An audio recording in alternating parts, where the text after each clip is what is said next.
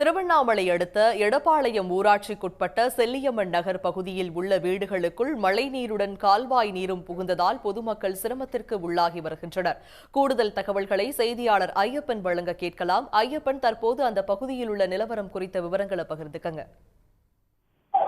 பெஞ்சல் புயல் நேற்று இரவு கரையை கடந்தாலும் கூட அதனுடைய தாக்கம் என்பது சற்று கூட குறையாமல் காணப்படுகிறது. குறிப்பாக திருவண்ணாமலையில் பார்த்தீர்கள் என்றால் பெஞ்சல் மழையின் காரணமாக பல்வேறு இடங்களில் நீர் சூழ்ந்து வெள்ளப்பெருக்குகள் அதிகமாக காணப்படுகிறது.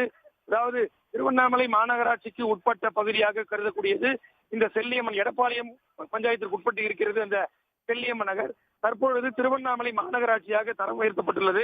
இருந்த பொழுதிலும் தேசிய நெடுஞ்சாலையில், அதாவது அந்த எடப்பாளையம் சாலையில் அமைந்துள்ள தேசிய நெடுஞ்சாலையில் சாலை விரிவாக்கத்திற்காக கால்வாய் பணிகள், தோண்டும் பணிகள் நடைபெற்று முடிந்த நிலையில் தற்பொழுது நேற்று காலை முதல் பெஞ்சல் புயல் தொடர்ந்து மழை அதிகரித்துக் கொண்டே இருக்கிறது. இதனால் ஆங்காங்கே வெள்ளப்பெருக்குகளும் ஏற்படுகிறது.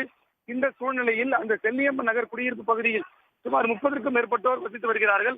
நேற்று இரவு முதல் தொடர்ந்து தற்பொழுது வரை அந்த மழையானது பெய்து வரும் சூழலில் அவர்களது வீடுகளுக்குள் மழை நீருடன் அந்த கால்வாய் நீரும் கலந்து தற்பொழுது பெரும் அவதிக்குள்ளாகி வருகிறார்கள். அந்த பகுதி, அதாவது நம்மால் காண முடிகிறது, அந்த குடியிருப்புக்குள் கால்நடைகளும் அவதிப்பட்டு வருகின்றது. முழுமையாக அந்த வெள்ள நீர் அந்த வீடுகளுக்குள் முற்றிலுமாக சூழ்ந்ததால் இந்த மக்களினுடைய இயல்பு வாழ்க்கை முற்றிலும் பாதிப்படைந்துள்ளது.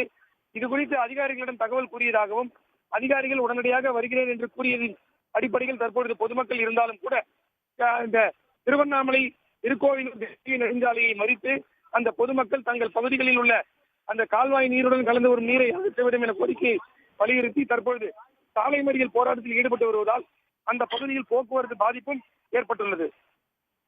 உடனுக்குடன் செய்திகளை தெரிந்து கொள்ள சன் நியூஸ் பெல் ஐகானை கிளிக் பண்ணுங்க.